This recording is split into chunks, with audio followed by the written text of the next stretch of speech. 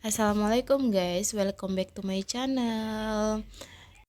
Nah, sebelum kita lanjut, jangan lupa di like, di komen, and di subscribe ya teman-teman. Terima kasih. Di hari ini itu aku akan melanjutkan dari part 2 kemarin yang bab 1. Sekarang kita lanjut ke bab 2. Nah, di bab 2 ini biasanya karya tulis ilmiah itu membahas tentang judul dari kasus yang kita ambil.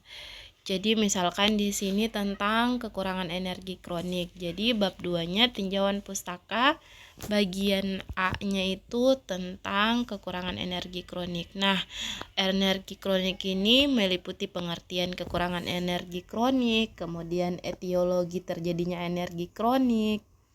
Maksudnya kekurangan energi kronik, kemudian komplikasi kekurangan energi kronik, kemudian faktor-faktor yang mempengaruhi kekurangan energi kronik. Yang terakhir adalah pengukuran status gizi ibu hamil kek. Jadi ini sebenarnya tergantung dari masing-masing pembimbing ya teman-teman. Biasanya dari pembimbing ada yang ditambahin lagi, jadi itu tergantung dari masing-masing pembimbing kalian. Nah, kemudian di bagian B di sini, kalau karya tulis ilmiah itu bagian B-nya ada yang namanya kerangka pikir. Jadi kerangka pikir itu apa? Nah, kerangka pikir itu merupakan gambaran dari kerangka teori yang telah dipilih dari variabel bebas mana yang dapat kita kerjakan.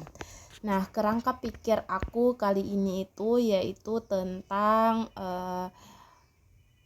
sedangkan kerangka teori dalam penelitian ini adalah pendidikan, kemudian ada hiperemesis gravidarum dan paritas. Nah, kita lanjut ke kerangka konsep. Jadi, kerangka konsep ini merupakan kerangka pikir yang membentuk teori dengan menjelaskan keterkaitan antar variabel yang belum diketahui. Jadi kan tadi kerangka pikirnya udah ada tuh yang kita mau teliti, ada pendidikan, paritas, HEG. Nah, ternyata kelompok pendidikan, paritas, dan HEG itu masuk ke variabel bebas dan variabel terikatnya adalah faktor penyebab terjadinya kekurangan energi kronik. Jadi bisa kita lihat di contoh ini ya, cara penulisan atau cara membuat kerangka konsep. Jadi kerangka konsep itu berbeda dengan kerangka teori ya teman-teman. Oke, yang terakhir kita masuk ke hipotesis. Nah, hipotesis ini adalah jawaban sementara dari pertanyaan penelitian. Biasanya hipotesis ini dihubungkan antar dua variabel, yaitu variabel bebas dan variabel terikat.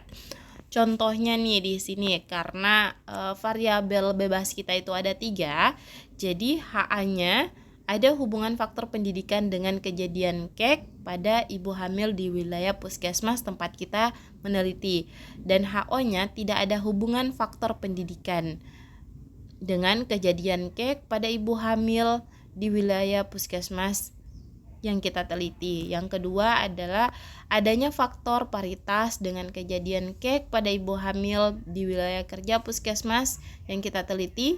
Yang bagian HO-nya itu kebalikan dari HA-nya. Begitu juga dengan yang variabel hiperemesis gravidarum. HA-nya ada hubungan, HO-nya tidak ada hubungan. Oke teman-teman, sekian video dari aku kali ini. Semoga bermanfaat untuk kita semua. Terima kasih, sampai jumpa di video selanjutnya ya.